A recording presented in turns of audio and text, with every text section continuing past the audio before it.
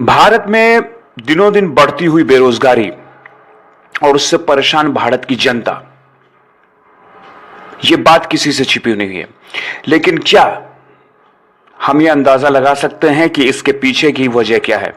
क्या हम इसे सरकार की विफलता कहें या फिर बढ़ती हुई जनसंख्या, इसकी वजह से भारत में जो बढ़ती हुई बेरोजगारी है, यह इसका मूल कारण है।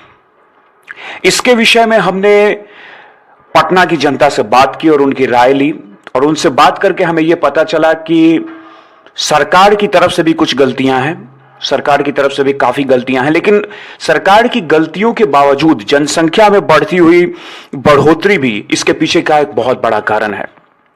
तो आज हम इस विषय पे एक गहन विचार विमर्श करेंगे और आपको बताएंगे उसमें बढ़ती हुई बेरोजगारी के पीछे का सबसे बड़ा कारण क्या है।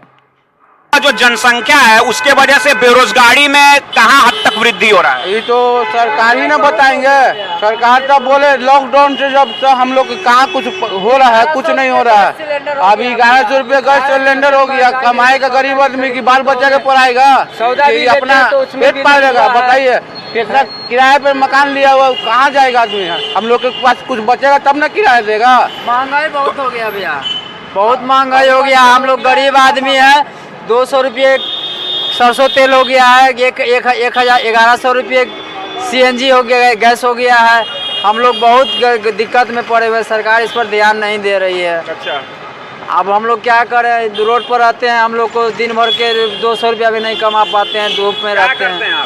हम लोग यही बेचते हैं सर, तरबूज ककड़ी बेचते हैं, यही देखिए। तो सरकार से क्या कहना चाहेंगे? सबसे पहले तो आपका अपील होना चाहिए राज्य सरकार से। हम लोग को यही गुजारिश है कि महंगाई को थोड़ा कम किया जाए। हम लोग गरीब आदमी बहुत दिक्कत में है, अभी बहुत दिक्कत में है। हम लोग कमाते हैं तो खाते हैं, नहीं तो दिक्कत हो जाता है, कर्जा लेने पड़ता है। अच्छा। बच्चा को पढ़ाने के लिए फीस नहीं जुटता है। कहाँ से हम लोग पढ़ाएंगे बच्चे को? फीस नहीं दे पाते हैं, बच्चे को घर वापस आना पड़ता है। महंगाई, फीस नहीं देते हैं तो एप्लीकेशन लिख के बच्चा को भेज देता है। हम लोग क्या करें? सरकारी स्कूल में नाम लिखा है, सरकारी स्कूल में नाम लिखा है तो अंडा है, चावल है, कोई भी चीज़ जो सामान हो बच्चे को खिला रहे हैं। कभी देते हैं कभी नहीं देते। लड़कन आता है तो 10-20 रुपया हमारे श्रेणी में है। ये आपका सरकारी स्कूल चौहट्टा पर है। ये आपका इधर क्या सब्जी मंडी के सामने चौहट्टा पर बैंक है ना, डाक बैंक है, वो बैंक के बगल में है सरकारी स्कूल। उसमें लड़कन के पढ़ाता नहीं है, मास्टर कोई बैठते नहीं है।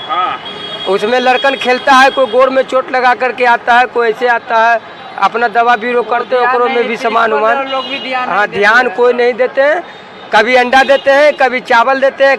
5 किलो चावल के जब आदमी लुचता है सर, तो आदमी चावल लगी तो 5-5 किलो चावल। सरकार थोड़ा हम लोग को गरीब को ध्यान दे कि कैसे बोलते हैं कि गरीबी हटाओ, ये तो गरीब को ही हटा रहे हैं। बोलते हैं कि गरीबी हटाएंगे, गरीबी नहीं हटा रहे हैं, गरीबी को मार रहे हैं, हटा रहे हैं। मान ले इतना गरीब जो है, अगर जो सरकारी में पढ़ रहा है उसको अच्छा से शिक्षित नहीं मिलेगा तो कैसे पढ़ेगा?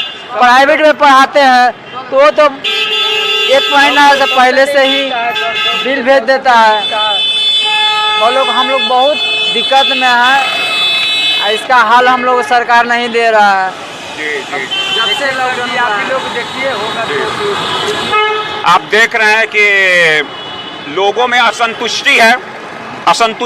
महंगाई की वजह से लोग बहुत परेशान हैं, शॉपकीपर्स बहुत परेशान हैं। इनका कहना है कि ना राज्य सरकार की तरफ से शिक्षा व्यवस्था पे ध्यान दिया जा रहा है। सरकारी स्कूलों की हालत बहुत खराब है, और कितनी खराब है इसका जीता जागता उदाहरण हम अपने वीडियोस में आपको दिखा चुके हैं। लेकर साथ ही साथ बढ़ती हुई महंगाई से कोई भी राज्य छूता नहीं। इसे हम ये नहीं कहेंगे कि बढ़ती हुई महंगाई की वजह से हमारा स्टेट बिहार ही इससे छूता है, बल्कि पूरा का पूरा भारत देश बढ़ती हुई महंगाई की वजह से बहुत प्रॉब्लम में है, बहुत समस्या में। आम जनता को ये समझ में नहीं आ रहा है कि वो अपना जीवन यापन कैसे करे। महंगाई तो बढ़ रही है, लेकिन उसके हिसाब से जो कमाई होनी चाहिए, कमाई नहीं बढ़ रही है। अब इस पे सरकार क्या फैसला लेगी, ये तो यही जाने। इसके लिए हम राज्य सरकार को दोषी नहीं दे सकते।